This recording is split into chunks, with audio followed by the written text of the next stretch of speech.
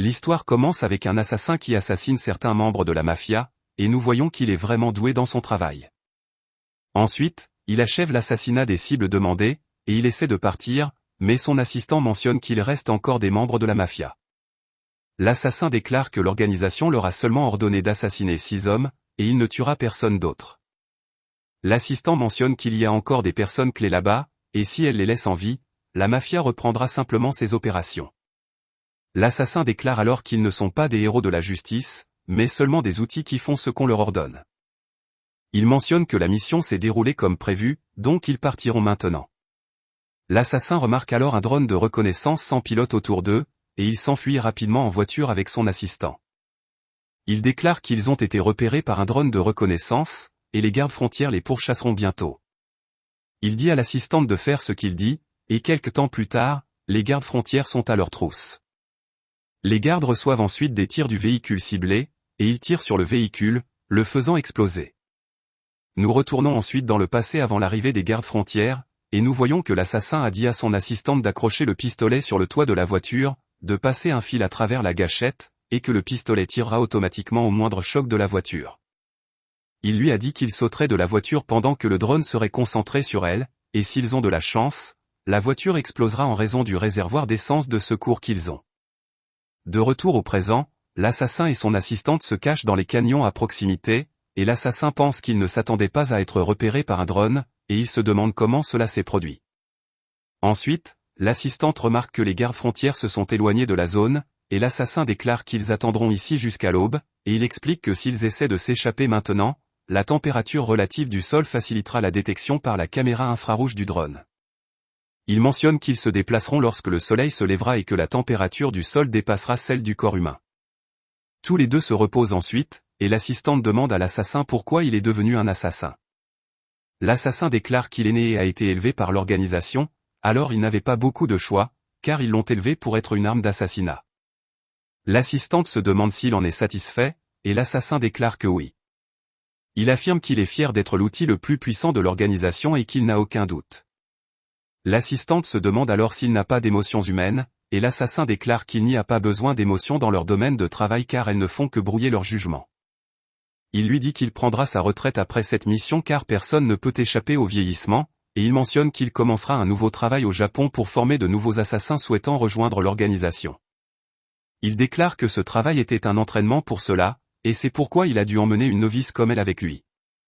La fille déclare qu'elle n'est pas une novice et qu'elle était la meilleure de sa classe. L'assassin déclare que ses camarades de classe doivent être médiocres, et il mentionne qu'il était plus utile qu'elle quand il était vierge. La fille tente alors de sortir son arme, mais l'assassin la pointe plutôt vers elle. Il lui demande alors ce que c'est, et la fille déclare que c'est son arme.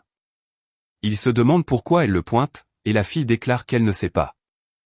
L'assassin mentionne que c'est parce qu'elle est trop confiante et qu'elle suppose qu'il ne la tuera pas. L'assassin déclare ensuite qu'on lui a ordonné de la tuer une fois la mission terminée pour ne laisser aucune preuve derrière, et il retire la sécurité de l'arme. Il se demande ensuite ce qu'on lui a enseigné à faire dans cette situation, et la fille déclare qu'on lui a appris à esquiver l'arme de l'agresseur du côté chaud de l'arme. L'assassin se demande pourquoi elle ne le fait pas, et la fille déclare qu'elle sait que cela ne fonctionnera pas sur lui. L'assassin explique alors qu'il l'a qualifiée de novice parce qu'elle n'a pas confiance en ses capacités. L'assassin rend ensuite son arme à la fille, s'allonge pour se reposer, et la fille le menace alors avec son arme. L'assassin ne réagit pas, et la fille se demande s'il fait confiance qu'elle ne tirera pas, et elle déclare qu'elle pensait que les professionnels ne devaient faire confiance à personne. L'assassin déclare que la fille ne peut pas le tuer car il a enlevé les balles du pistolet. Il mentionne qu'elle aurait dû être capable de le deviner d'après le poids de l'arme, et c'est pourquoi il l'a qualifiée de novice. Le lendemain, l'assassin se rend dans l'une de ses planques, et il contacte l'organisation après quoi il obtient un faux passeport pour lui et sa partenaire, ainsi que des billets d'avion pour le Japon. La scène le montre ensuite dans l'avion, et peu de temps après le décollage, l'assassin découvre que selon les informations, leur vol a été détourné. L'assistante se demande ce qui se passe ici, et l'assassin déclare que l'organisation doit essayer de se débarrasser de lui, car il connaît trop de leurs secrets. Il découvre alors que l'avion va s'écraser, et il se rend dans la salle de contrôle pour l'empêcher, mais il remarque que les commandes sont toutes endommagées, et un avion militaire fait alors exploser l'avion. L'assassin meurt ensuite, et il pense qu'il a fait confiance à l'organisation, suivi leurs ordres, et qu'il se serait tué s'il en avait reçu l'ordre, mais il a été trahi à la place. Il se demande pourquoi, et les émotions qu'il avait refoulées en lui refont surface. L'assassin se réveille alors dans un endroit inconnu, et une fille déclare qu'elle ne peut pas croire que le meilleur assassin du monde se soit laissé assassiner. Elle explique ensuite qu'elle a convoqué l'âme de l'assassin ici après sa mort, et elle se présente comme la déesse. L'assassin se demande pourquoi il est ici, et la déesse déclare qu'il a deux choix devant lui maintenant. Il peut soit se réincarner en étranger avec sa mémoire effacée, soit accepter sa demande et renaître dans un autre monde, ce qui lui permettra de conserver ses souvenirs. L'assassin se demande alors qui la déesse veut qu'il tue, et la déesse déclare qu'elle veut qu'il tue le héros dans son nouveau monde. La déesse utilise alors sa magie pour expliquer les cultures et la technologie du monde dans lequel l'assassin va naître, et l'assassin pense que ce monde est différent du sien précédent, la plus grande différence étant l'existence de la magie. L'assassin déclare alors qu'il comprend ce monde et il se demande pourquoi le héros doit être tué, car il semble être un homme vaillant. La déesse déclare alors que 16 ans après la naissance de l'assassin, le héros vaincra le roi démon, mais après cela, il utilisera ses pouvoirs pour plonger le monde dans le chaos, et 18 ans plus tard, le monde sera détruit. L'assassin déclare alors qu'avec les connaissances qu'il vient de recevoir, il y a des limites aux capacités humaines, mais le héros est la seule exception à cela. Il possède des capacités supérieures à celles de tout autre humain, et la déesse déclare que c'est pourquoi elle a choisi un assassin pour ce travail. L'assassin déclare alors qu'il peut tuer le héros et demande à la déesse de lui accorder les meilleures compétences possibles dans les limites standards. La déesse déclare alors qu'elle lui accordera les statistiques les plus élevées qu'un humain puisse avoir, et elle montre ensuite à l'assassin toutes les compétences que les humains peuvent avoir, en précisant que les humains peuvent avoir au maximum 5 compétences. Elle déclare qu'elle le laissera choisir ses compétences lui-même, et l'assassin demande ensuite à la déesse s'il peut tuer le héros dès qu'il sera prêt. La déesse déclare qu'il doit attendre que le héros ait tué le roi démon, car le roi démon ne peut être tué que par le héros. L'assassin demande alors à la déesse si elle veut qu'il tue le héros ou sauve le monde. La déesse déclare que cela devrait aller si le monde peut être sauvé sans tuer le héros, et l'assassin choisit alors ses compétences. Il déclare qu'un héros naît avec 30 compétences, dont au moins 5 sont de rang S, et les autres sont de rang A. Il choisit ensuite la compétence de récupération rapide parmi les compétences de rang S, en expliquant que cela peut augmenter le taux de récupération de son endurance, de sa mana, de sa guérison, et de tout le reste. Parmi les compétences de rang A, il choisit le tisserand de sorts, en expliquant que cela l'aidera à créer de nouveaux sorts. Parmi les compétences de rang B, il choisit la croissance illimitée, et parmi les compétences de rang C, il choisit les arts martiaux. Il remarque ensuite une compétence de rang D et ne peut pas croire que cette compétence soit classée de rang D. Il choisit ensuite le vent, l'eau, le feu et la terre comme ses attributs, et la déesse réincarne alors l'assassin. Elle déclare qu'il naîtra dans la maison noble de Tuatha II, et elle mentionne qu'il gagne leur vie en tant qu'assassin. L'assassin naît alors dans un autre monde, et son père Sian l'appelle Lugh, et sa mère Ezri déclare que c'est un merveilleux nom. Elle demande ensuite à Sian s'il compte élever Lugh en tant que Tuatha II, et Sian déclare que le royaume a besoin des Tuatha II, car certaines infections ne peuvent être éradiquées que par des assassinats. Ezri mentionne qu'elle a peur de le perdre comme Ruth, et Sian déclare qu'il ne commettra pas la même erreur, car il ne veut pas perdre un deuxième enfant. L'histoire avance alors dans le temps, et Lugh a maintenant 7 ans, et il part à la chasse. Il pense qu'il ne peut toujours pas utiliser la magie, car il n'a pas de mentor pour l'enseigner, et il pense qu'en attendant, il se concentrera sur l'augmentation de sa mana. Lugh chasse ensuite un lapin et rentre chez lui pour le cuisiner. Sa mère demande à Lugh de lui permettre de l'aider, mais Lugh refuse son aide. Il pense qu'il doit devenir fort s'il veut affronter le héros, et pour cela, il doit consommer des repas basés sur la science nutritionnelle, et en cuisinant lui-même, il peut acquérir les nutriments qui lui manquent. Il cuisine ensuite la nourriture dans une cocotte minute, et Ezri déclare que la cocotte minute que Lugh a fabriquée pour eux est vraiment pratique. Elle déclare que cela permet de cuire les aliments instantanément, et Sian déclare que Lugh est un garçon intelligent, et un assassin doit avoir un esprit flexible. Lugh termine alors la préparation de sa blanquette de veau, et tout le monde la déguste. Ses parents pensent que cette blanquette est incroyable, et sa mère mentionne qu'il devrait la servir lors du festival de la récolte de cette année. Lugh déclare ensuite que sa mère est joyeuse, et que son père a une apparence aimable en public, et qu'il semble être une famille heureuse, mais que son père a un autre côté en privé. Sian demande alors à Lugh de venir dans la salle d'entraînement après avoir fini de manger.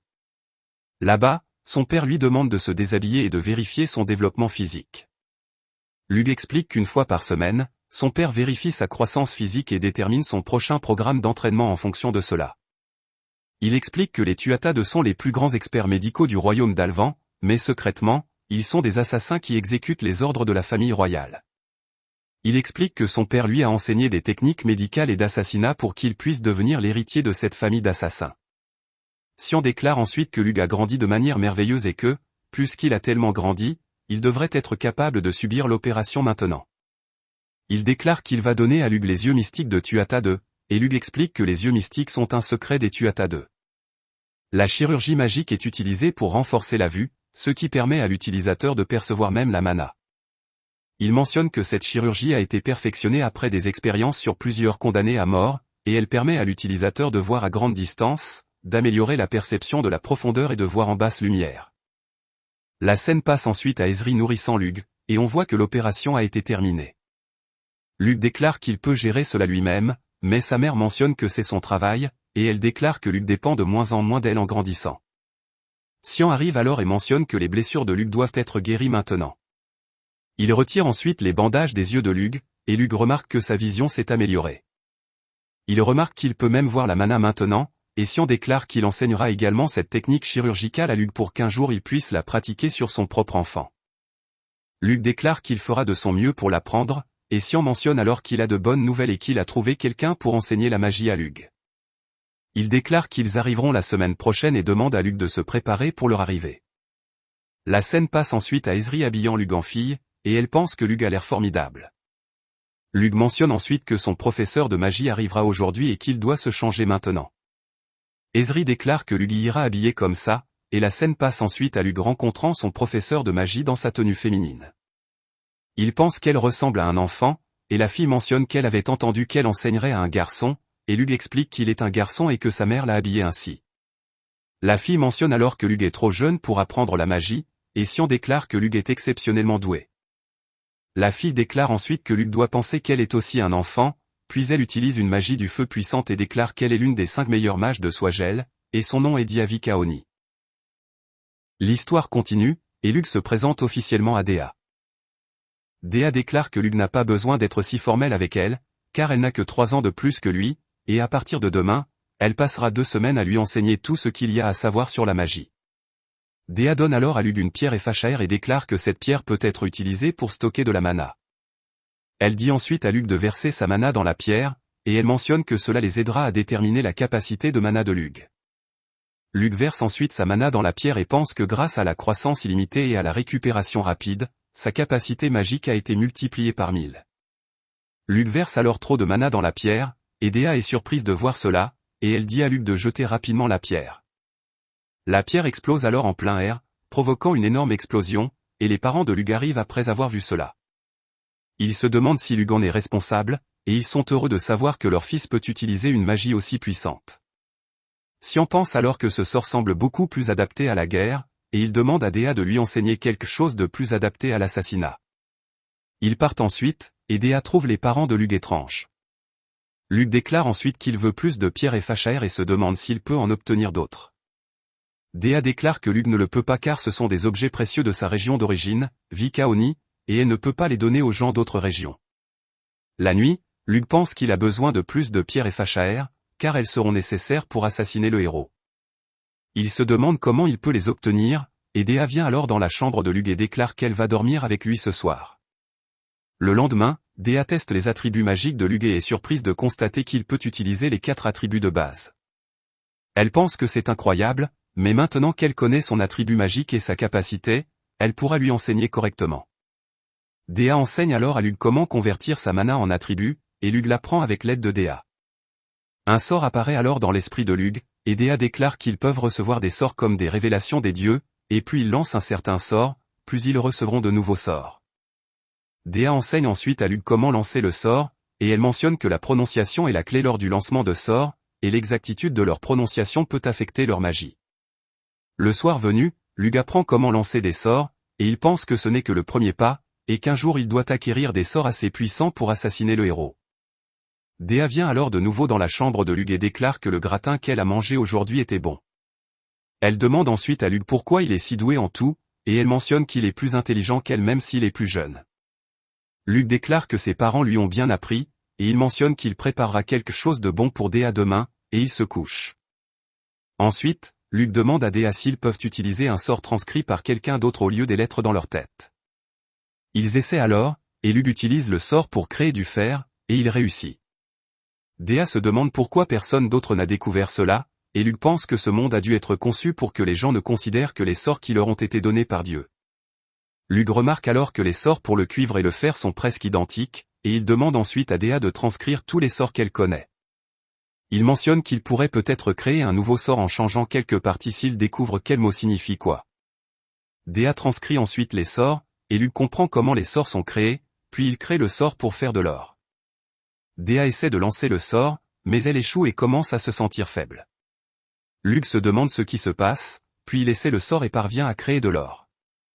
Luc pense alors que c'est son talent de tisseur de sorts qui fonctionne, et que ceux qui ne possèdent pas cette compétence ne peuvent pas utiliser les sorts qu'ils ont créés eux-mêmes. Luc transcrit ensuite ce sort et demande à Dea de réessayer. Dea parvient alors à créer de l'or et se rend compte qu'elle peut aussi utiliser de nouveaux sorts si Luc les transcrit. Elle déclare ensuite qu'ils devraient créer des sorts plus impressionnants ensemble, et quelques jours plus tard, Luc et Dea se trouvent dans un endroit isolé pour essayer un nouveau sort créé par Luc. Luc utilise ensuite son sort appelé feu pour fabriquer un pistolet, et il fonctionne parfaitement. Dea essaie ensuite le même sort, et il fonctionne parfaitement pour elle aussi. Luc pense alors qu'il peut maintenant éliminer des cibles comme il l'a fait dans sa vie précédente, mais que cela n'a pas assez de puissance pour tuer le héros. Luc utilise ensuite le nouveau sort appelé bombardement pour fabriquer un canon, et il tire. Sa puissance est dévastatrice, mais le canon se fissure peu de temps après avoir tiré, et Dea se demande ce que Luc prévoit de tirer avec ça. Luc demande ensuite à Dea si elle aimerait utiliser le bombardement, et Dea déclare qu'elle n'a pas assez de mana pour ça.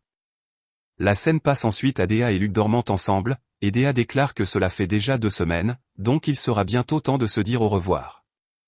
Elle espère qu'il pourrait rester ainsi pour toujours, et Luc utilise ensuite sa magie pour former un couteau et le donne à Dea. Il déclare que c'est le produit de leur sort, et on voit que le couteau est vraiment tranchant. Dea déclare ensuite qu'elle continuera à créer plus de sorts même après son retour chez elle, et la prochaine fois qu'ils se verront, Luc pourra les transcrire. Luc déclare qu'il le fera, et Dea donne ensuite à Luc un collier qu'elle portait. Dea demande ensuite à Luc de lui promettre de venir la voir quand elle aura vraiment envie de le voir, et Luc lui fait cette promesse. La scène passe ensuite à Dea qui part, et après son départ, Xian mentionne que Luc a tellement grandi aujourd'hui qu'il va lui enseigner la vérité sur les Tuatha 2. Ensuite, Xian et Luc vont quelque part en carrosse, et pendant le trajet, ils parlent des règles et des devises des Tuatha 2. Xian mentionne ensuite qu'aujourd'hui, il va enseigner à Luc les secrets nécessaires pour perfectionner ses compétences, et ils se rendent ensuite dans une prison. À la prison, Xian déclare que des criminels condamnés à mort de tout le royaume ont été rassemblés ici, et ils peuvent être utilisés pour des expériences médicales et des exercices de meurtre. Xian mentionne alors que certaines personnes éprouvent de la résistance en prenant une vie, et que Luc doit s'entraîner pour que cela ne lui arrive pas. Luc demande alors à son père pourquoi il l'a élevé pour hésiter à tuer une personne, et il déclare que son père aurait pu l'élever comme un outil à la place. Xian mentionne que c'est parce qu'ils sont des personnes, pas des outils, et qu'ils ne tuent pas parce qu'on le leur ordonne. Ils doivent déterminer si tuer la personne va réellement bénéficier au royaume, et ils ne peuvent agir qu'après cela. Xian emmène ensuite Luc voir une criminelle, et il lui dit que ses crimes sont le vol, le meurtre et l'incendie criminel, et il dit à Luc de l'assassiner de la manière qu'il juge appropriée. La fille demande alors à Luc de lui épargner la vie et la supplie en disant qu'elle n'a commis ces crimes que par nécessité, mais cela n'a aucun effet sur Luc, et il la tue en un instant. La scène change alors pour montrer Luc et sa famille dans la ville pour le festival de la récolte, et Xian pense que la récolte semble bonne cette année aussi. Xian montre ensuite à Luc que le ragoût à la crème semble être populaire, et le prix de la viande semble également stable. Luc pense alors qu'avec un retournement de situation comme celui-ci, il pourrait peut-être trouver quelqu'un avec une mana abondante, mais il n'a pas de chance. Luc pense ensuite qu'il a maintenant 10 ans et qu'il doit tuer le héros dans les 8 prochaines années. Il pense qu'il aimerait acquérir un assistant doué en mana pour cela, mais la plupart des gens avec de la mana sont soit des nobles, soit appartiennent à des familles secondaires, donc ils sont difficiles à recruter. Il pense qu'il doit être patient dans sa recherche car les gens ordinaires possèdent rarement de la mana. Ensuite, Luc part à la chasse, et alors qu'il est dans la forêt, il pense qu'il doit aller voir Dea avant que la neige ne devienne trop profonde. Luc entend ensuite une meute de loups traquer leur proie, et il pense qu'il va la leur prendre juste sous le nez. Luc remarque ensuite qu'il traque une fille humaine, et il sauve la fille des loups. Il élimine tous les loups facilement à main nue en utilisant des gants qu'il a conjurés avec de la magie. Luke demande ensuite à la fille qui elle était, ce qu'elle fait si profondément dans les bois. La fille explique alors que sa famille est pauvre et qu'elle a été abandonnée pour réduire le nombre de bouches à nourrir. Elle mentionne qu'un voyageur lui a dit que la région de Tuatha est riche, et elle a commencé à s'y diriger. Luke prépare alors une bouillie de riz et la donne à la fille à condition qu'elle la mange aussi lentement que possible. La fille accepte et mange la bouillie. Luke lui en donne ensuite un autre bol et mentionne que son estomac rejettera la nourriture si elle la mange trop rapidement.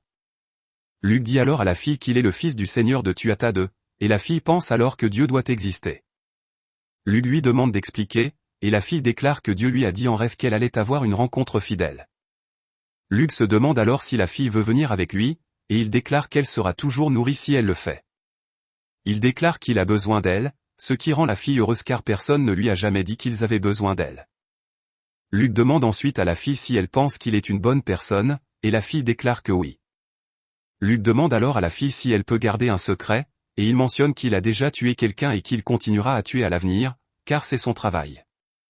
Il demande ensuite à nouveau à la fille si c'est une bonne personne, et la fille déclare que pour elle, Luke est bon. Luke mentionne alors qu'elle devra l'aider dans son travail si elle vient avec lui, et la fille déclare qu'elle fera tout pour lui. La fille se présente alors sous le nom de Tarte, et Luke explique alors qu'il avait remarqué que Tarte avait de la mana, et par ses paroles, il a découvert qu'elle avait été envoyée par la déesse.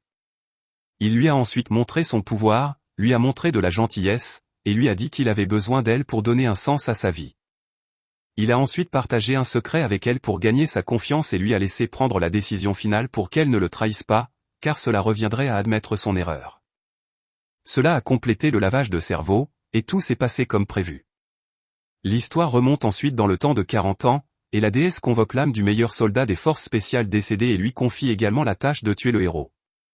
Dans le présent, la déesse vérifie comment se comporte cette personne et découvre qu'elle est devenue un ermite introverti. La scène change alors pour montrer Tarte réveillant Luke le matin, et Luke a maintenant 12 ans. Luke se réveille alors, et Tarte déclare que le petit déjeuner est prêt et l'aide à se changer. Luke déclare alors qu'il a fait un rêve aujourd'hui à propos du moment où il a rencontré Tarte, et Tarte déclare qu'elle est embarrassée car elle avait l'air vraiment maigre à l'époque. Luke déclare que c'est vrai et qu'il ne s'attendait pas à ce qu'elle devienne si belle. Cela rend Tarte embarrassée, et elle quitte la pièce. La scène passe ensuite à la famille en train de prendre le petit déjeuner, et Luke déclare que Tarte n'a pas besoin de prendre ses devoirs de servante trop au sérieux car c'est simplement une couverture pour la garder à ses côtés. Tarte déclare qu'elle ne s'en soucie pas, et Ezri déclare que Tarte s'est améliorée en cuisine. Sian mentionne que Luke a bien choisi quand il l'a prise, car elle l'aide également dans son travail. Tarte déclare qu'elle serait morte si Luke ne l'avait pas sauvée, donc son cœur et son corps appartiennent tous deux à Luke. Luke demande ensuite à Tarte de venir dans la salle d'entraînement après le petit déjeuner, et Tarte se rend ensuite dans la salle d'entraînement. Dans la salle d'entraînement, Luke lui demande de se déshabiller et vérifie le développement de ses muscles. Luke explique ensuite que son père lui a imposé 2 conditions pour l'entraînement de Tarte. D'abord, il devait l'instruire lui-même, et deuxièmement, si elle le trahissait un jour, il serait responsable de la tuer.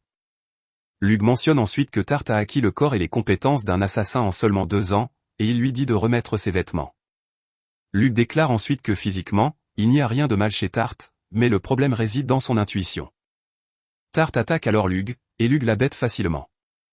Tarte s'excuse ensuite auprès de lui de ne pas être à la hauteur de ses attentes et pense qu'elle est douée avec une lance, mais pas avec un couteau. Plus tard, Luke pense que Tarte n'est pas douée, mais qu'elle est travailleuse, et que son entraînement se passe bien, mais que ses progrès en matière de compétences de combat sont lents. Il pense qu'elle est douée avec une lance et qu'elle pourrait avoir une compétence de lance, mais qu'elle n'est pas adaptée à l'assassinat car elle ne peut pas la cacher. Il pense qu'il doit élaborer un programme d'entraînement au couteau adapté pour elle, et après, Luke trouve Tarte en train de s'entraîner seul dans la salle d'entraînement. Luke fabrique alors une lance que Tarte peut dissimuler en la pliant, et il la lui donne. Tarte essaie la lance, et on voit qu'elle est vraiment douée avec. Luke déclare que c'est génial, et la scène coupe ensuite à Tarte réveillant Luke un autre matin. Luke remarque que Tarte est dans le lit avec lui, et Tarte rappelle à Luke qu'il lui a dit qu'elle pouvait dormir avec lui si elle se sentait seule. Tarte déclare alors qu'avec sa lance, elle peut enfin être quelqu'un qui peut être utile à Luke, et Luke pense que tout se passe comme prévu dans son plan. L'histoire se poursuit, et nous voyons que 35 ans auparavant, la déesse a convoqué l'âme du plus grand samouraï du monde, et elle lui a également confié la mission de tuer le héros.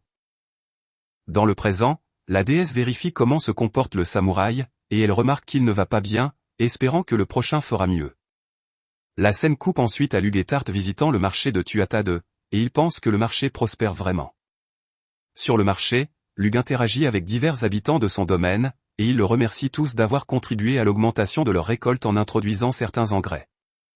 Un homme vient alors vers Luc et déclare que la jambe de sa vache est blessée, et Luc va la regarder. Le soir, Luc et Tarte rentrent en carrosse et en chemin, Tarte déclare que Luc est toujours aussi populaire auprès des gens. Luc déclare ensuite que gagner de la gratitude et de la reconnaissance parmi les gens est une partie nécessaire de la gestion d'un domaine, et Tarte pense que c'est tellement différent de l'endroit où elle est née. Luc se demande si Tarte souhaite être née à Tuatha 2, mais elle déclare que non, car elle n'aurait pas pu rencontrer Luc si elle l'était.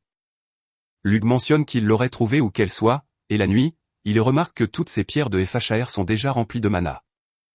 Il déclare avoir appris comment produire des pierres de FHR en analysant celles que Dea lui a données, et depuis, il les porte avec lui, les remplit de mana et les stocke. Il déclare que plus il utilise de mana, plus il grandit, et ces pierres peuvent également être utilisées comme armes. Tarte vient alors dans la chambre de Luc et déclare que le maître souhaite parler à Luc dans la salle d'entraînement. La scène passe à Luc dans la salle d'entraînement, et Sion lui demande comment va Tarte. Luc mentionne que Tarte est innocente, et Sion déclare qu'il la soupçonnait d'être une espionne envoyée ici pour voler les techniques de Tuatha 2. Luc déclare qu'en plus de l'observer pendant 2 ans, il l'a également examinée à travers leur conversation et n'a observé aucun signe de mensonge. Sion déclare qu'il est heureux qu'il n'ait pas à la tuer, et Luc mentionne que c'est naturel de supposer qu'elle est une espionne car leur rencontre était trop belle pour être une coïncidence. Sion déclare que ce serait un miracle si c'était vraiment une coïncidence, et il mentionne ensuite que le prochain exercice d'entraînement de Luc sera un test spécial. Si Luc réussit le test et un autre exercice d'entraînement, alors il le reconnaîtra comme un membre à part entière de la famille et lui permettra de s'occuper des missions en tant qu'assassin. Sion déclare que Luc devra se battre contre lui pour ce test, et peu importe s'il gagne ou perd, il veut juste voir ce dont Luc est capable. La scène coupe ensuite à Luc faisant face à son père, et comme il s'agit d'une bataille entre assassins, ils essaient tous les deux de se surprendre mutuellement. Le père de Luc le localise en premier et tire sur lui, et Luc suit ensuite la trajectoire des flèches pour trouver son père, et ils se font ensuite face. Il se cache à nouveau après un échange de coups, et Luc tombe alors dans un piège, et son père l'attaque à nouveau. Il se cache à nouveau après avoir échangé quelques coups, et Luc réalise que son père lit ses mouvements.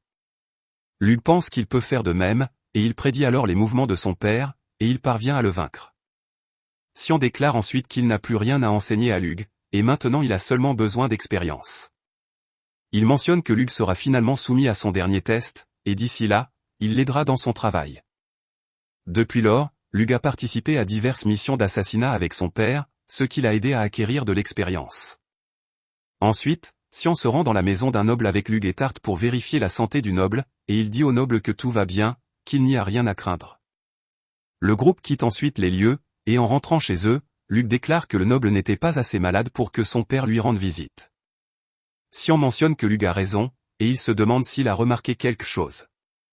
Luc déclare que le noble avait plus de garde qu'auparavant, et que la barrière défensive avait été renforcée, ils devront donc réfléchir attentivement à la manière dont ils entreront s'il devient jamais leur cible. Sion déclare que Luc a raison, et il mentionne ensuite qu'un château de noble est comme une forteresse et qu'il faut parfois dissimuler son identité pour y entrer. Il déclare qu'il a diverses fausses identités pour le faire, et qu'il se déguise fréquemment en chef ou en marchand. Luc se demande s'il veut aussi qu'il devienne chef, et Sion déclare que Luc devrait être un marchand, car les nobles inviteront sans méfiance un marchand capable d'obtenir les marchandises qu'ils désirent. Il déclare qu'il a arrangé qu'un personnage fictif naisse en même temps que Luc, et qu'il est censé être l'enfant du chef de la société de négoce Balor avec une prostituée. On ne le découvrira même pas si leur registre de famille est vérifié, et Luc ne peut pas croire qu'une entreprise aussi importante qu'eux ait accepté de falsifier leur registre de famille. Sion déclare qu'il lui devait une faveur depuis longtemps, et il déclare qu'à moins que Luc n'ait 14 ans, il s'entraînera pour devenir un marchand en tant qu'Ilig Balor.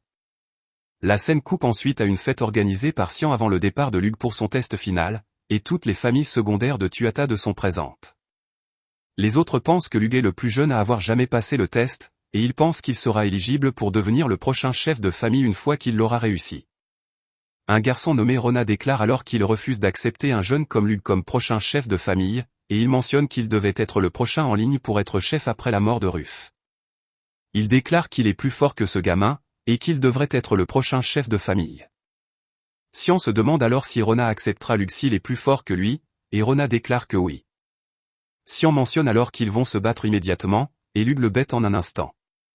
Rona déclare qu'il n'était pas prêt encore, et Xian mentionne que c'est ainsi qu'un assassin de Tuatha de travail. Luc pose ensuite son couteau et Rona essaie de l'attaquer, mais Luc le maîtrise. Xian mentionne que cela prouve que Luc serait victorieux même s'il se battait normalement, et la scène passe à Luc rencontrant Rona à l'extérieur de la salle de la fête. Rona se demande si Luc est venu ici pour l'insulter, et Luc déclare qu'il pensait que Rona se sentait mal. Rona déclare qu'il ne se sent pas mal, il est simplement irrité par sa propre pathéticité. Luc demande alors à Rona s'il aimerait devenir son subordonné lorsque Luc deviendra le chef de famille, et il mentionne qu'il veut que Rona soit un chevalier de Tuatha II, car lors du tournoi des jeunes chevaliers de l'année dernière, Rona s'est classé 4e parmi tous les participants. Rona déclare que cela ne semble pas si mal, et Luc offre alors à Rona une épée en cadeau, que Rona apprécie. Rona mentionne qu'il sera devenu un meilleur chevalier d'ici le retour de Luc de son test, et il souhaite bonne chance à Luc. Ensuite, Luc part pour son test avec Tarte, et Luc déclare qu'à partir de ce moment, il sera Illic Balor. La scène passe ensuite à Luc et Tarte se préparant pour leur nouvelle vie. Luc utilise de la poudre d'obsidienne pour colorer ses cheveux en noir, car ses cheveux argentés étaient trop identifiables comme caractéristiques de Luc Tuatha II, et il déclare que pendant les 2 prochaines années, il sera Illic Balor de la société commerciale Balor. La scène passe ensuite à la ville marchande de Milteux, et une fille nommée Maa demande à un visiteur s'il aimerait qu'elle lui fasse visiter la ville. L'homme déclare qu'un enfant comme elle ne comprendrait pas, et Maa se demande s'il parle d'alcool. Elle mentionne qu'elle peut l'emmener dans un grand trou dans le mur, et l'homme accepte de faire la visite. Maa appelle alors l'un de ses ouvriers nommé Kerry et elle emmène l'homme au magasin d'alcool. Maa trouve alors plus de clients comme ça, et on voit qu'elle a tout un groupe d'amis qui l'aident dans son entreprise. Il pense que tout cela n'était même pas concevable avant, et que tout cela est grâce à Maa, et sans elle, il serait encore à la recherche de reste. Il commence alors à pleuvoir, et Maa vérifie alors tout l'argent qu'ils ont gagné aujourd'hui. Elle pense qu'ils n'ont pas pu gagner plus à cause de la pluie, mais ils sont maintenant sur le point d'acheter de nouveaux uniformes et ils pourront ensuite faire plus de tournées. L'une des filles se demande si leurs vêtements actuels ne sont pas assez beaux, et Maa déclare que les touristes n'aimeraient pas se promener avec des enfants en haillons. Une autre fille mentionne que c'est impressionnant que Maa ait pensé à cela, et Maa déclare que son père était commerçant avant sa mort, et elle mentionne que prendre en compte ce que veulent les clients est la base d'une entreprise. Les filles pensent alors qu'elles pourront louer une maison si elles continuent à travailler ainsi, et peu de voyous viennent alors là-bas, et ils essaient de kidnapper toutes les filles. Maa essaie de les sauver, mais cela ne sert à rien et ils sont tous capturés. Les filles sont ensuite amenées dans un orphelinat, et le directeur nommé Torrent de l'orphelinat déclare que ce sera désormais leur maison. L'une des filles mentionne qu'elle vivait bien seule, et le réalisateur frappe la fille et il déclare que ceux qui les défient ou tentent de s'échapper n'auront aucune pitié. Les filles sont alors enfermées dans une pièce et elles se demandent ce qui se passe. L'une des filles mentionne qu'elles ont fait cela pour obtenir une prime, et elle déclare que le gars qui les a capturées leur a dit que la femme du Seigneur offre beaucoup d'argent pour aider les enfants qui n'ont pas de famille. Les filles reçoivent ensuite des rations censées leur suffire pour une semaine, et les filles préparent la nourriture et la mangent. Ils pensent qu'ils ont mangé plus que cela en une seule journée jusqu'à hier, et ils se demandent ce qui va leur arriver maintenant. On voit alors que les filles sont obligées de faire la lessive, de coudre des vêtements, et qu'elles sont traitées très durement par ceux qui sont chargés de veiller sur elles. Un vicomte arrive alors et il regarde toutes les filles présentes dans la pièce. Il dit alors à Torrent qu'il a pris sa décision et qu'il veut qu'elle soit amenée à son logement ce soir. La nuit, un homme demande à la fille nommée Yefa de l'accompagner, et il demande à Maa de venir aussi. Une fois dehors, il dit à Yefa de se déshabiller et il dit à Maa de la laver. Maa maquille ensuite Yefa, et Torrent emmène ensuite Yefa quelque part en calèche. Tard dans la nuit, Yefa revient et Maa va la voir. Yefa se met à pleurer et elle demande à Maa de ne pas la regarder. La même chose se produit encore, et un jour, Torrent dit à Maa qu'elle n'a pas à s'inquiéter du maquillage aujourd'hui car elle le divertira ce soir. Ensuite, Yefa et Maa sont à nouveau invoqués, et l'une des filles se demande alors pourquoi c'est toujours Yefa qui est invoquée. L'homme déclare alors qu'il ne devrait pas se faire de fausses idées, et il mentionne qu'elles sont toutes également des marchandises, et que la même chose arrive aux autres filles sauf Maa. Maa vérifie ensuite l'une des filles après son retour, et la fille déclare qu'à ce rythme, ce sera le seul travail qu'elle pourra faire. La jeune fille se coupe alors le visage toute seule en disant que personne ne l'approchera désormais avec un visage comme celui-ci. 2 ans s'écoulent ensuite, et alors qu'il prend le thé au directeur, Maa l'entend dire que Maa devrait être assez vieille pour avoir ses propres clients maintenant. Lui et les autres pensent qu'elle coûterait cher car elle est belle et vierge. En entendant cela, Maa essaie également de lui cicatriser le visage, mais Illig arrive et déclare que les larmes ne lui conviennent pas. La scène passe ensuite à Torrent présentant Illig aux filles, et il mentionne qu'Illig est prêt à en prendre une pour lui servir de bras droit. Illig choisit alors Maa, et Torrent déclare qu'Illig a un bon œil mais que cette fille est spéciale et qu'elle coûte le double. Illig donne alors l'argent à Torrent, et Torrent déclare que cela suffit mais qu'il ne peut pas remettre cette fille aujourd'hui. Il déclare qu'il la livrera dans 3 jours, car elle doit se préparer.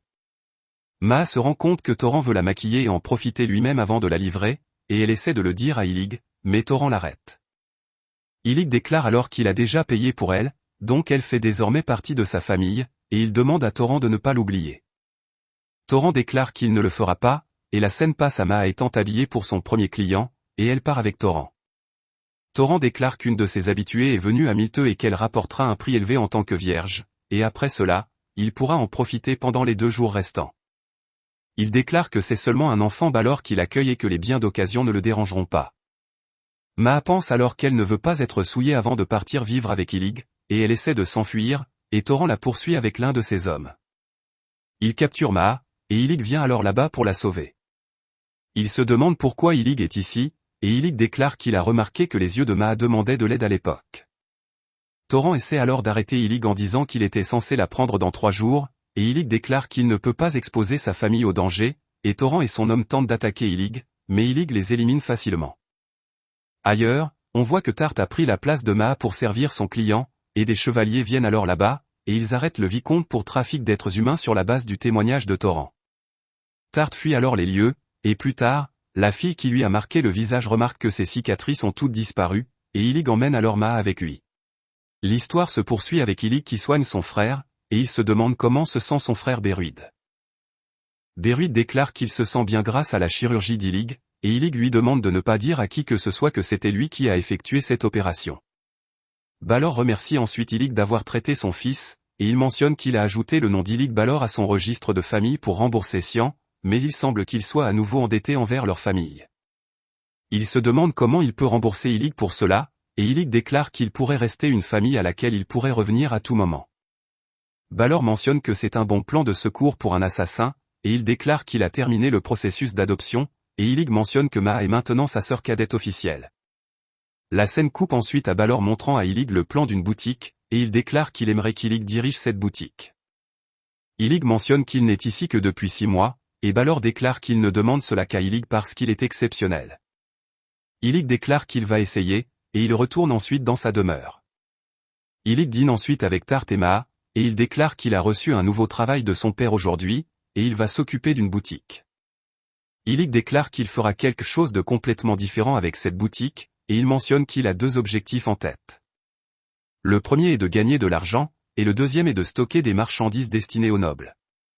Tart pense qu'Illig doit prévoir d'utiliser cette boutique pour ses assassinats, et Illig déclare qu'il créera une boutique pour les femmes, où ils vendront principalement des sucreries et des cosmétiques.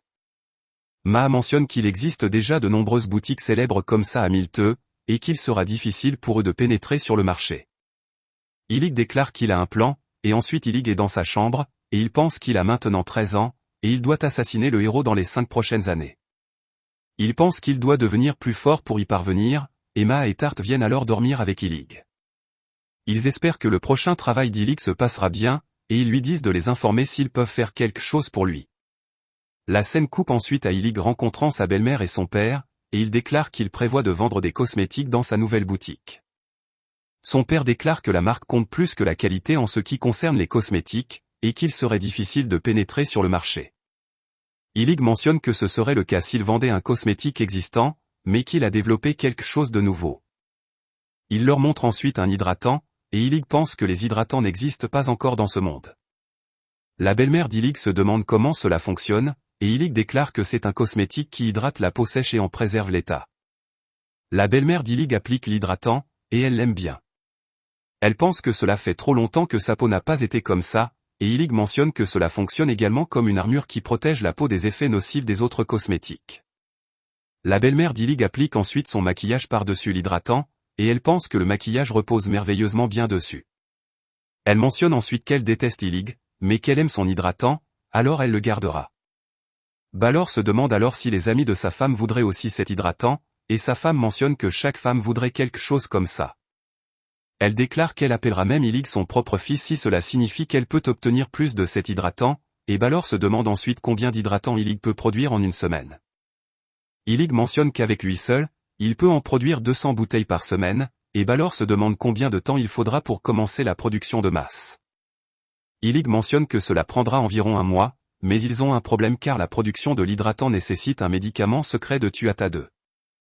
Illig montre ensuite à Balor les coûts de l'importation de ce médicament et d'autres détails nécessaires, et Balor permet à Illig de s'occuper des négociations à ce sujet, et Illig pense que tout se passe selon son plan.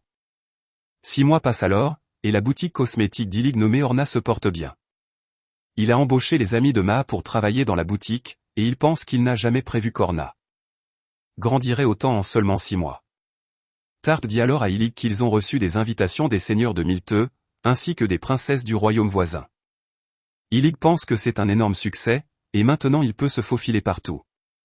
Illig demande alors à Tart comment se passe la sécurité, et Tart déclare que les espions de leurs concurrents s'introduisent quotidiennement dans leurs usines, et ils soudoient même leurs employés, mais ils n'ont pas réussi à mettre la main sur la lécithine, car ils l'importent de Tuatha II. Illig pense qu'il devrait bientôt manquer de patience, et la nuit, Illig sent un espion approcher de sa chambre. Tart paralyse l'intrus avec un neurotoxine, et Maa le capture. La scène coupe ensuite à Tart et Maa torturant l'intrus, et Maa lui demande de leur dire qu'il a engagé, mais l'intrus ne parle pas et il le tue.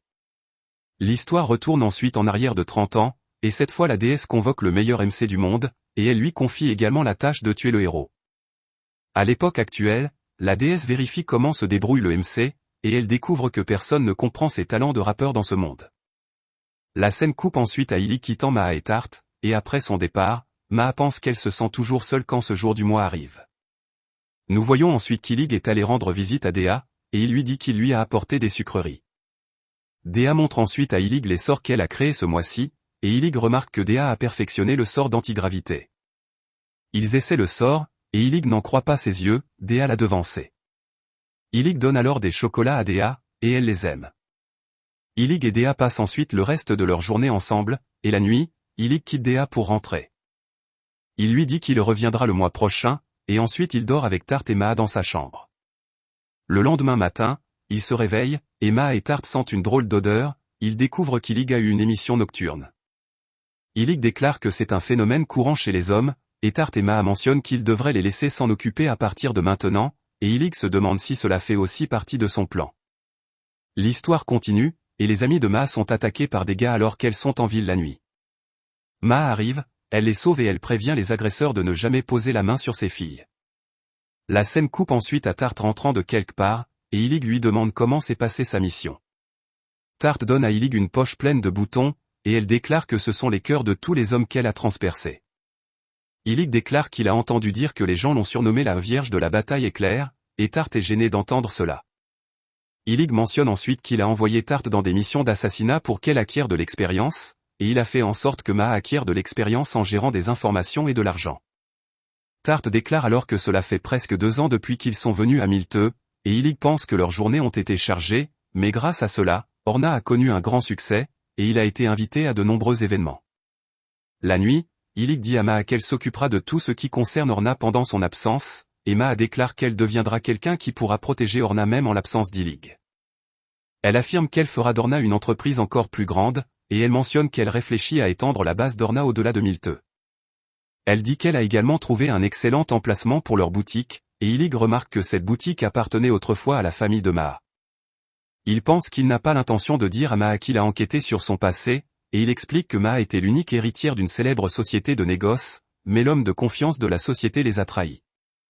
Il a assassiné les parents de Maa, a pris le contrôle de leur entreprise, et Maa a fui à Milteux. Il pense que Maa souhaite un jour récupérer l'entreprise de son père, et que cette boutique sera une excellente marche à suivre pour cela. Illig donne ensuite à Maa l'autorisation de poursuivre cette voie, et les amis de Maa arrivent alors, et ils offrent un cadeau à Illig pour le remercier de les avoir aidés.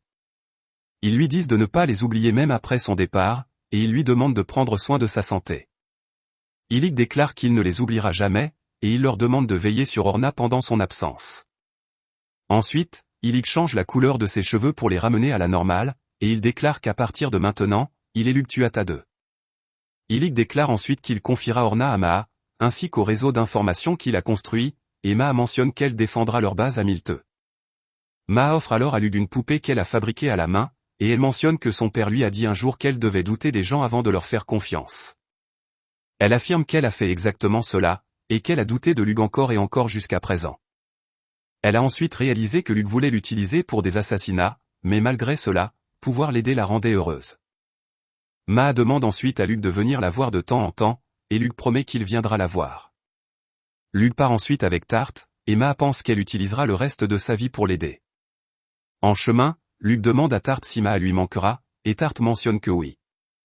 Lug déclare qu'il permettra à Tarte de faire autant de livraisons de lécithine qu'elle le souhaite, et Tarte mentionne qu'elle pense que Maa préférerait voir Lug à la place. Lug se demande pourquoi, et Tarte déclare que c'est parce qu'elle l'aime. Lug affirme que Maa l'admire simplement, et Tarte mentionne que parfois, les choses que Lug dit sont compliquées. Ils sont ensuite attaqués par des monstres loups, et Tarte s'en occupe seul. Lug pense que si les monstres commencent à pénétrer dans les colonies humaines, le héros devrait bientôt faire son apparition. Lug arrive alors à Tuatha 2, et il remarque que les choses ont changé au cours des 2 années où il a été absent. Lug rentre ensuite chez lui, et sa mère le serre dans ses bras en disant que cela fait trop longtemps. Elle lui demande de ne pas la quitter à nouveau, et elle remercie Tarte d'être restée avec Lug. Tarte mentionne qu'elle a fini par présumer de la gentillesse de Lug, et Ezri espère que Tarte continuera à veiller sur Lug. Lug demande ensuite à sa mère où se trouve son père, et Ezri mentionne que son père veut qu'il vienne dans son bureau. Lug va alors rendre compte à son père, et Sian mentionne que Lug semble être devenu un adulte maintenant. Il dit qu'il a dit à Lug de s'établir en tant que marchand, mais il ne s'attendait pas à ce qu'il aille aussi loin. Maintenant, il n'y a pas de noble qui n'ait pas entendu parler de la marque de cosmétiques d'Illig Balor, Orna, et Lug affirme que tout cela est grâce à Balor. Sian affirme que Balor est presque le marchand parfait, et il a fait en sorte que Lug acquiert de l'expérience sous sa direction pour qu'il apprenne le monde, crée un masque qui le servirait dans les assassinats, et établisse des connexions.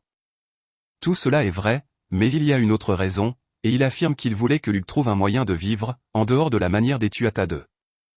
Lug se demande ce que son père veut dire, et Sian mentionne que Lug peut réussir non seulement en tant qu'assassin, mais aussi en tant que marchand, et même Balor lui a dit que Lug serait mieux en tant que marchand plutôt qu'en tant qu'assassin. Sian affirme qu'il ne s'opposera pas à Lug s'il choisit cette voie, et Lug mentionne qu'il n'a acquis de l'expérience en tant que marchand que pour devenir un meilleur assassin. Sian affirme qu'il est trop tard pour lui de changer maintenant, mais les mains de Lug n'ont toujours pas été tachées par des assassinats, il peut donc encore choisir une autre manière de vivre. Sian mentionne ensuite que les Tuatha 2 sont responsables de l'élimination de la maladie qui touche le royaume d'Alvan grâce aux assassinats, mais le royaume ne les protégera pas si leurs assassinats sont révélés.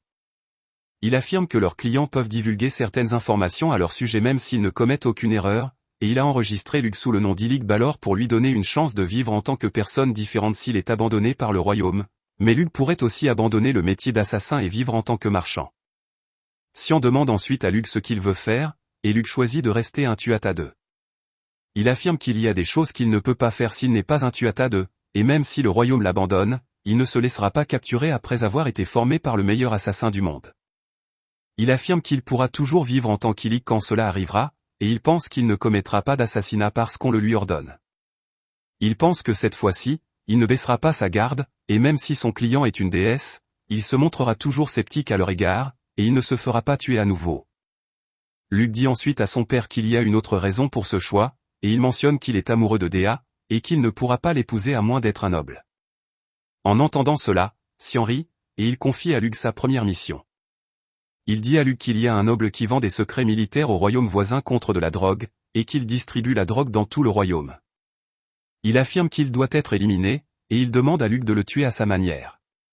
L'histoire se poursuit, et Lug dit à Tarte que leur cible est le comte Asbavancourt.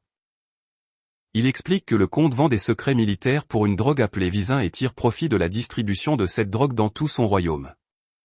Lug mentionne qu'avant d'assassiner la cible, ils doivent s'assurer qu'ils méritent vraiment d'être assassinés. Il écrit ensuite une lettre à Maa pour préparer l'infiltration du manoir du comte. La scène coupe ensuite sur Lug qui dort, et sa mère entre dans sa chambre, ce qui le réveille. Lug se demande alors ce que sa mère fait là, et il découvre qu'elle est là pour vérifier s'il a eu une émission nocturne à nouveau, et elle a entendu parler de cet incident. Sa mère lui demande de la laisser voir, et Lug mentionne qu'il serait sérieusement malade si cela se produisait tous les jours. Tarte arrive alors, et elle annonce que le petit déjeuner est prêt. Ensuite, la mère de Luc lui montre des images de filles et mentionne que Luc devrait les considérer pour une rencontre en vue d'un mariage arrangé. Luc dit alors que sa mère n'a pas besoin de s'inquiéter de cela, et sa mère mentionne qu'elle a hâte de voir ses petits-enfants. Tarte dit ensuite à la mère de Luc que Luc est encore trop jeune pour des rencontres matrimoniales, et la mère de Luc mentionne qu'elle ne veut pas attendre d'être une vieille dame pour avoir ses petits-enfants.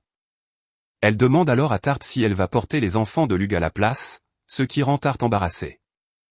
La mère de Luc pense alors que c'est une très bonne idée, car Tarte n'est pas une noble et elle a aussi de la magie, donc elle ne devrait pas causer trop de problèmes, et ils peuvent commencer à concevoir immédiatement. Luc demande ensuite à sa mère d'arrêter de taquiner Tarte, et sa mère mentionne que Luc ne devrait pas lui parler sur ce ton, pensant que son petit Luc s'est égaré. La scène coupe ensuite sur Luc changeant la couleur de ses cheveux la nuit, et il part vers le domaine du comte Vancourt avec Tarte pour vérifier la situation là-bas. L'histoire retourne ensuite en arrière de 25 ans, où cette fois la déesse réincarne le meilleur paparazzo du monde avec la mission de tuer le héros. Au présent, la déesse vérifie comment se débrouille le paparazzo et découvre qu'il est décevant comme les autres.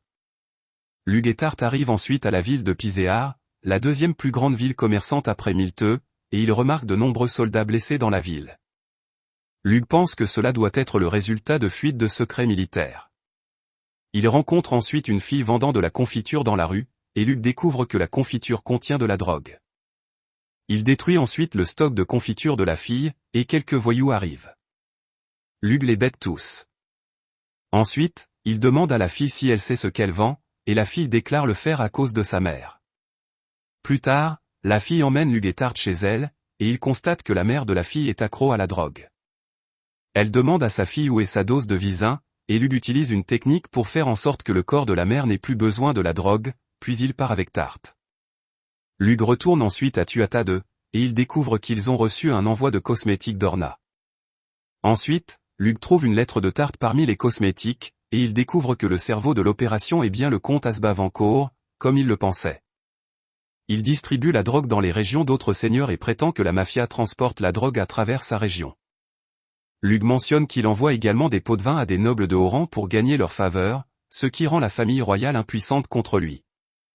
Tarte pense alors que c'est une affaire pour Tuatha 2, et Luc mentionne qu'ils vont assassiner le comte. La scène coupe ensuite sur Illig et Maa en route vers le manoir du comte après avoir été invités. Maa a dit que cela fait un moment depuis la dernière fois qu'ils étaient ensemble. Illig mentionne que cela n'a même pas été un mois, et Maa a dit que même autant de temps est trop long pour elle. Maa lui demande alors si les choses ont progressé entre Illig et Tarte depuis la dernière fois, et Illig dit que non. Maa mentionne qu'Illig avait l'habitude d'aller dans les maisons closes pour se détendre lorsqu'il était à Milteux, mais cela doit être difficile car il n'a pas de telle place à Tuatha 2. Elle dit que Tarte était presque en larmes chaque fois qu'Illig allait dans les maisons closes, et elle mentionne qu'Illig devrait utiliser sa compagnie, car c'est ce qu'elle veut. Illig demande alors à Maa pourquoi elle veut qu'ils aient une relation comme ça, et Maa mentionne qu'Illig devrait comprendre que Tarte ne le voit pas seulement comme un membre de la famille, elle le voit comme un homme, et Illig devrait la regarder davantage. Illig dit qu'il peut essayer de la regarder, mais il ne peut pas l'accepter. Maa se demande si c'est à cause de Dea, et elle dit que Tarte ne serait pas dérangée d'être la deuxième après elle, et Illig devrait avoir quelques maîtresses car il est noble. Maa mentionne ensuite qu'il y a 2 autres filles à côté de Dea qui aiment Illig, et elle dit qu'elle aussi l'aime. Elle dit qu'elle ne le poursuivra pas activement tant qu'Orna ne grandira pas encore plus et ne deviendra pas indispensable à Illig, et elle utilisera cela pour négocier avec Illig lorsque le moment viendra. La scène coupe ensuite sur eux arrivant au domaine du comte Vancourt, et Illig pense que cette terre semble riche pour une ville dont l'industrie principale est l'agriculture. Illig arrive ensuite au manoir du comte Vancourt, il est accueilli par sa femme, et elle dit qu'elle est impatiente de découvrir les nouveaux produits d'Orna. La femme du comte Vancourt essaie ensuite les nouveaux produits d'Orna, et elle se demande pourquoi Illig veut qu'elle essaie ses produits en premier. Illig mentionne qu'actuellement, personne n'a plus d'élan que le comte Vancourt, et en tant que sa femme, tout le monde la regarde de près. La femme de Vancourt dit qu'elle est heureuse que l'entreprise de son mari fonctionne si bien, et elle dit qu'il y a quelques années, ils étaient des nobles pauvres. Le comte Vancourt arrive alors, il salue Illig, puis il s'en va. La scène coupe ensuite sur Illig lors d'une fête organisée par la femme du comte, et il présente ses produits lors de la fête. Les dames se précipitent ensuite sur ses produits en le laissant, et le comte pense que les produits d'Illig semblent plus populaires que lui. Illig mentionne alors qu'il a entendu dire que les affaires du comte vont bien, et le comte mentionne que c'est juste une petite affaire, et la société Balor n'a pas besoin de surveiller cela. La fête prend fin, et Luc déclare que selon la femme du comte, le comte aime déguster un peu de vin avant de se coucher tout en contemplant la lune. Il se positionne pour tirer sur le comte lorsqu'il sortira sur le balcon pour contempler la lune. Il demande à Tarte de surveiller pendant qu'il vise la cible. Le comte arrive sur le balcon, Luc tire sur lui. Il remarque ensuite la femme du comte pleurant sa mort, pensant que tuer n'avait jamais ému son cœur par le passé, car il était alors un simple outil. C'est différent maintenant, mais il ne regrette pas d'avoir mené cette mission, car c'est ainsi que Luc tua Tadeusz. La scène coupe ensuite sur Luc revenant d'une île inhabitée avec Tarte, et il rencontre Maa sur le rivage. Elle lui demande comment était l'île inhabitée, et Luc mentionne que c'était l'endroit idéal pour pratiquer la magie. Maa annonce ensuite de bonnes et de mauvaises nouvelles, expliquant en voyageant en carrosse qu'elle a localisé le trésor divin que Luc lui a demandé de trouver. Luc explique à Tarte qu'un trésor divin est un outil doté de capacités incroyables, fait par des mains divines. Ils existent depuis l'Antiquité, et Maa mentionne que le trésor divin qu'elle a trouvé est la lance magique Gaebolg. Elle mentionne qu'elle négocie actuellement l'achat de cette lance avec son propriétaire, Setanta Makness, qui est très probablement le héros. Luc lui demande si elle pourra l'acquérir, et Maa mentionne que c'est possible. Elle indique ensuite que la mauvaise nouvelle est qu'une guerre civile a éclaté dans le royaume voisin de Swagel, et la maison Vikaoni s'est jointe à l'armée du royaume. Du côté des forces rebelles, un soldat leur pose beaucoup de problèmes, et c'est Setanta Makness. La scène coupe ensuite sur Luc visitant Dea, et elle se demande si Luc a apporté des chocolats aujourd'hui. Luc demande à Dea si tout va bien, étant donné qu'ils sont en pleine guerre. Dea mentionne qu'il y a eu quelques escarmouches près de la capitale, mais ils sont loin d'ici. Luc lui demande si la maison Vikaoni n'est pas impliquée dans la guerre, et Dea mentionne que la maison Vikaoni a beaucoup d'utilisateurs de magie, donc Luc ne doit pas s'inquiéter pour eux. Luc mentionne avoir entendu dire que des nobles impudents ont insulté la famille royale et ont déclenché une rébellion, et Dea mentionne que cela n'aurait pas pu arriver si Swagel avait ses propres assassins aristocratiques. Luc dit qu'il y a un homme avec un trésor divin dans l'armée rebelle, et il est possible que ce soit le héros. S'il l'est, la force humaine ne sera pas suffisante pour le vaincre. Luc propose d'utiliser son identité d'Illig Balor pour permettre à Dea et à sa famille de s'échapper vers un royaume sûr, mais Dea lui demande d'arrêter de parler. Elle mentionne qu'en tant que fille du comte Vikaoni, elle a la responsabilité de protéger sa terre et son peuple. Elle ne peut pas fuir cela, mais elle plaisante ensuite, proposant de sortir.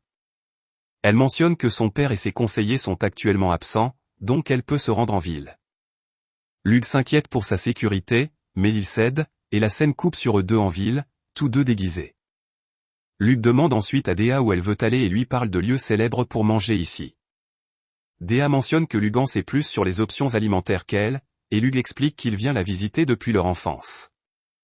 Luc remarque qu'il y a beaucoup de vétérans à proximité, et Dea mentionne que la conscription a amené beaucoup de gens ayant une expérience militaire. Dea remarque ensuite un magasin avec un jeu de tir à l'arc et demande à Luc de gagner un ours en peluche pour elle. Luc essaie de toucher la cible, mais Dea mentionne que ce serait tricher avec les compétences de Luc. Luc lui apprend alors à tirer, et Dea touche l'ours à son troisième tir.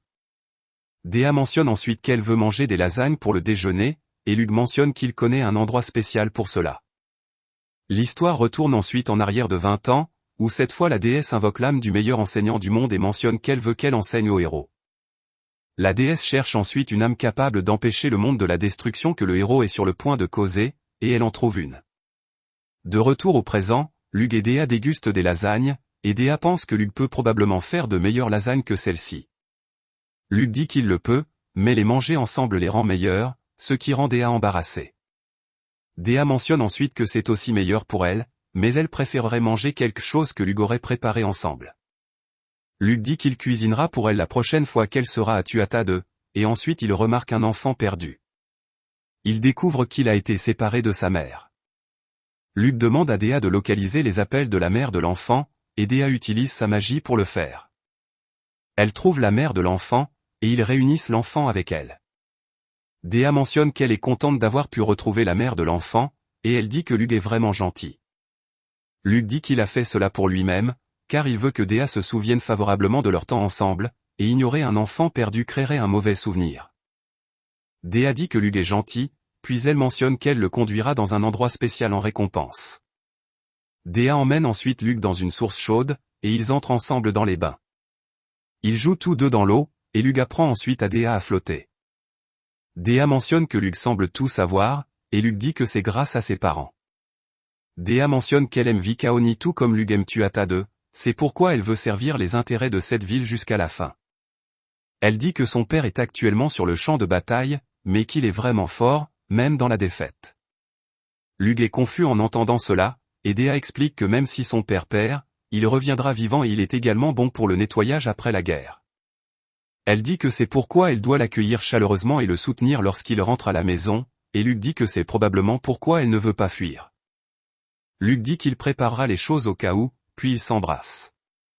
Ensuite, Dea remercie Luke pour cette journée et mentionne qu'elle sera occupée pendant un certain temps. Elle ne pourra pas le voir tant que les choses ne se calmeront pas. Elle lui fera savoir quand ils pourront se revoir, et Luke part en disant à Dea de prendre soin d'elle. Après le départ de Luke, Dea dit à tout le monde qu'ils peuvent arrêter maintenant, et nous découvrons que tous les habitants de la ville étaient en fait des soldats. Dea dit ensuite au revoir à Luke. Plus tard, un homme blessé arrive chez Luke, et Luke se demande qui est cet homme. Sion dit que cet homme les a engagés pour assassiner Dea Vikaoni. L'histoire se poursuit, et Sion mentionne que Luke peut également refuser cette mission, et Luke déclare qu'il est imprudent de se mêler des affaires d'un autre royaume. Sion mentionne que Luke a raison, et si leur implication est découverte, cela deviendra une affaire internationale. Luke mentionne ensuite que leur maison effectue des assassinats pour le bénéfice du royaume d'Alvan, et il ne voit pas comment tuer Dea accomplirait cela.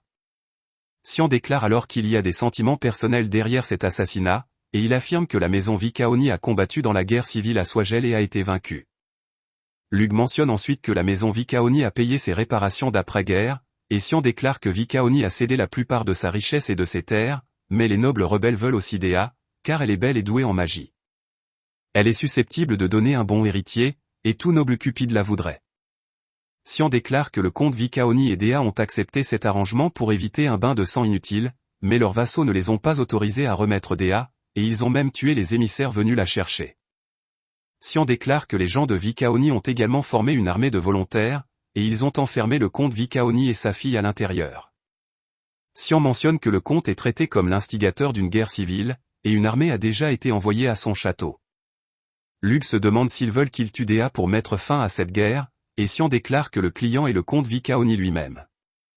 Sion mentionne que cet homme a risqué sa vie pour transmettre les ordres du comte, mais c'est une façade. Luke comprend alors que le comte Vikaoni et sa famille vont mourir quoi qu'il arrive, et il veut faire semblant que Dea est morte et la laisser s'échapper. Sion déclare que c'est la seule façon de la sauver, et seul un Tuatha 2 peut mener à bien cette mission. Luke déclare ensuite qu'il acceptera ce travail, et il mentionne 3 raisons pour sa décision. Il déclare d'abord qu'il doit quelque chose à Dea pour lui avoir appris la magie, deuxièmement, qu'il aime Dea, et troisièmement, qu'il a promis à Dea qu'il accourait à son secours si elle était en danger. Sion mentionne ensuite qu'il a plié ses principes une seule fois dans toute sa vie, et c'était pour sa femme Ezri. Sion explique ensuite qu'Ezri est également une fille de la maison Vikaoni, et il déclare qu'il n'aurait jamais pensé que son fils ferait le même choix. Sion souhaite ensuite bonne chance à Luke, et ensuite Tarte déclare qu'elle aidera Luke. Luke mentionne que sa destination est à plus de 300 km, alors il se déplacera aussi rapidement que possible, et c'est trop loin pour Tarte. Tarte déclare alors qu'elle ne peut pas accompagner Luke tout le long du chemin, mais elle peut partager sa force avec lui, et elle déclare qu'elle peut le porter en partie, ce qui aidera Luke à économiser sa magie. Tarte utilise ensuite un sort de vent pour protéger Luke de la résistance de l'air, et elle court aussi vite qu'elle le peut, Luke la suivant de près. En raison de moins de résistance au vent, Luke n'a pas besoin d'utiliser beaucoup de son endurance, et Tarte épuise toute sa magie en cours de route. Tarte demande ensuite à Luke s'il aime Dea, et Luke déclare que oui, et Tarte lui demande de promettre qu'il reviendra avec elle. Luke déclare qu'il le fera, et il continue son voyage vers Vikaoni, et Tarte commence à pleurer. De retour à Tuatha 2, Ezri pense que voir Luke partir lui rappelle son passé, et Sion mentionne qu'il ressent la même chose, mais que Luke est plus fort que lui. L'histoire retourne ensuite en arrière de 14 ans, et la déesse trouve une âme adaptée pour arrêter la furie du héros, et elle pense qu'elle attendra la mort de cette âme. De retour au présent, Luke atteint Vikaoni, et il remarque que les forces ennemies sont d'environ 1500, et les forces de Vikaoni sont moins de 200 hommes. Lug remarque ensuite que l'ennemi a également plus de mages, et il se demande comment les forces de Vikaoni tiennent bon alors qu'elles ont un tel désavantage. Lug pense que l'ennemi semble prudent face aux projectiles, et il réalise ce qui se passe. Lug pense alors qu'il est un assassin, et il n'aime pas tuer inutilement, mais c'est la guerre, et les conditions de la victoire sont de sauver Dea et de simuler sa mort. Il pense que pour cela, il tuera quiconque se mettra en travers de son chemin, et il ne leur montrera aucune pitié. Lug abat ensuite les utilisateurs de magie parmi les rangs de l'ennemi, et les forces ennemies prennent alors des positions défensives et ripostent avec des flèches. Lug pense ensuite qu'en fonction de leur réponse rapide, l'ennemi devrait savoir ce qu'est une arme à feu, et grâce à Dea qui utilise son arme à feu, ils n'envoient pas leurs utilisateurs de magie à l'avant. Comme Vikaoni peut envoyer ses utilisateurs de magie à l'avant, il a un avantage, et c'est pourquoi ils ont réussi à tenir jusqu'à présent. Lug utilise ensuite la magie du vent pour écouter l'ennemi, et il découvre qu'ils sont confus, et il pense que c'est sa chance. Lug utilise alors un arc et une flèche pour tirer quelques pierres de FHR chargées, ce qui provoque d'énormes explosions sur le champ de bataille. Les forces de Vikaoni remarquent alors que l'ennemi est en désarroi, et elles en profitent pour lancer une attaque. Lug utilise ensuite cette bataille comme diversion pour s'infiltrer dans le château, et il emporte aussi un cadavre avec lui. Il pense qu'il doit tromper tout le monde pour simuler la mort de Dea, et pour que cela se produise, il ne peut pas être vu par les soldats à l'intérieur du château non plus. Lug rencontre ensuite Dea, et son père, et Dea est heureuse de voir Lug et le serre dans ses bras. Pendant ce temps, Maa reçoit un message à Milteux, et elle demande à Noan de préparer un pigeon messager à envoyer à Tuatha II, et elle pense qu'elle doit informer Lug de cela. L'histoire retourne ensuite en arrière de 14 ans, et la déesse déclare que la mort du candidat à la réincarnation pour arrêter la destruction du monde est confirmée, et elle convoque ensuite l'assassin dans son monde. De retour au présent, Dea est ravie que Lug soit venu pour elle, et le comte Vikaoni déclare qu'il pensait que sa fille était étrangère à la romance, mais il semble que quelqu'un ait déjà volé son cœur. Il se présente ensuite en tant que Dimor Vikaoni, et Lug déclare qu'il est venu ici pour répondre à sa demande. Dimor mentionne qu'il a demandé que Dea soit emmenée, mais elle pourrait être emmenée de plusieurs manières. Cela gêne Dea, et Dimor déclare ensuite que ses vassaux l'ont enfermé ici parce qu'ils savaient qu'il avait l'intention de se rendre, et Lug lui demande ce qu'il veut faire maintenant. Dimor déclare qu'il se débrouillera seul, et Lug mentionne ensuite qu'il mettra le feu à cette pièce, et leur histoire sera que Dea s'est suicidée. Lug leur montre ensuite le soldat tombé et mentionne qu'elle les aidera à simuler la mort de Dea. Dimor déclare ensuite qu'il semble que Sian est un héritier merveilleux, et Lug demande à Dea de crier par la fenêtre que cela lui fait mal de voir son peuple souffrir à cause d'elle et de dire à tous qu'elle n'appartiendra à personne. Lug déclare qu'après cela, il mettra le feu à cette pièce, et Dimor mentionne qu'il ne parlera de cela qu'à son commandant, et il veillera à permettre à ses vassaux de s'échapper au milieu de la confusion.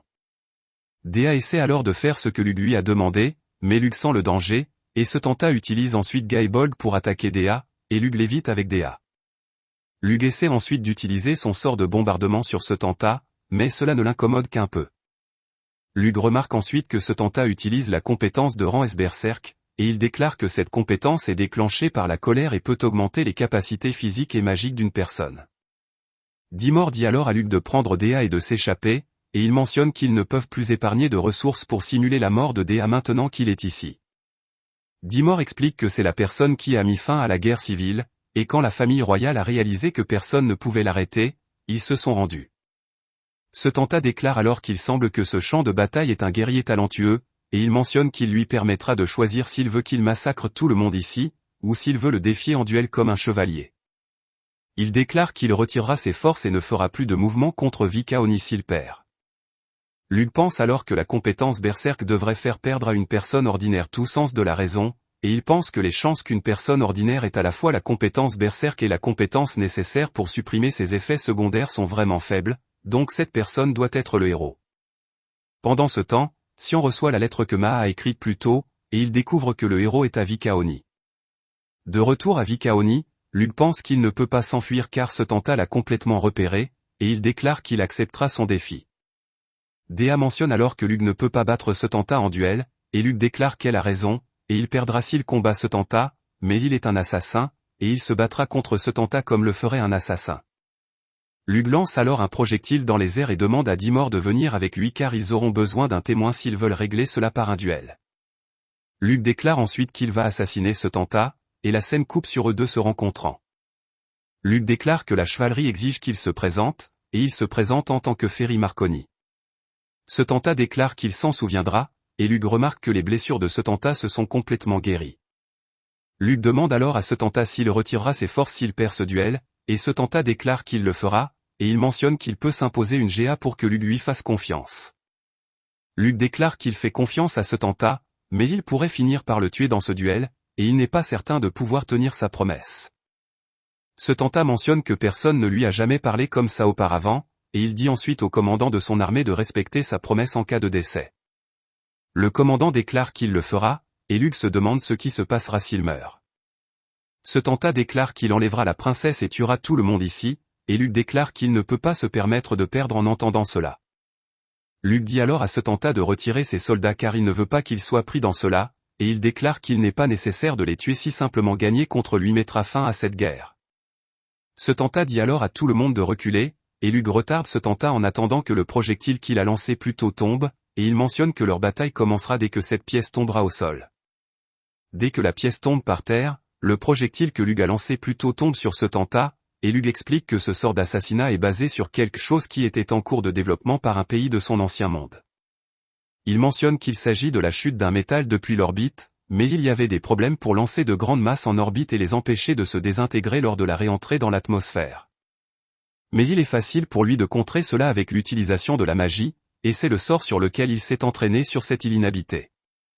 Revenant à l'histoire, nous voyons qu'une grande explosion se produit en raison de la nouvelle arme de Luke, et après la disparition de l'explosion, Luke déclare qu'il a développé cette arme pour vaincre le héros, et il s'évanouit. Dea trouve ensuite Luke, et elle est contente de voir qu'il va bien. Dea demande ensuite à Luke pourquoi il est venu la sauver, et Luke déclare qu'il lui a promis qu'il viendrait en courant si elle était jamais en danger. Dea déclare alors qu'elle remboursera cette dette à sa manière, et Luke mentionne qu'elle ne devrait pas s'inquiéter de cela, car en remplissant sa promesse, il lui rembourse sa dette. Il déclare que si elle le rembourse, ils répéteront ce cycle encore et encore, et Dea déclare que cela ne semble pas si mal. Luke embrasse ensuite Dea, et il pense que c'est la première fois de sa vie qu'il a échoué dans une mission. La scène coupe ensuite sur Luke retournant à Tuatha avec Dea, et le comte Vikaoni se cache. Sian félicite ensuite Luke d'avoir accompli sa mission, et il déclare que désormais Dea cachera son identité et vivra en tant que jeune sœur de Luke. Sian mentionne ensuite qu'il a récemment découvert que le héros est apparu dans le royaume Alvan, et Luke ne peut pas croire que Setanta n'était pas le héros, et nous voyons ensuite le héros, Lor Epona Rhiannon. Merci d'avoir regardé. N'oubliez pas d'aimer et de partager la vidéo si vous l'avez appréciée, et assurez-vous d'appuyer sur le bouton d'abonnement et d'activer la cloche de notification pour continuer à recevoir les nouvelles mises à jour sur les récapitulatifs d'anime.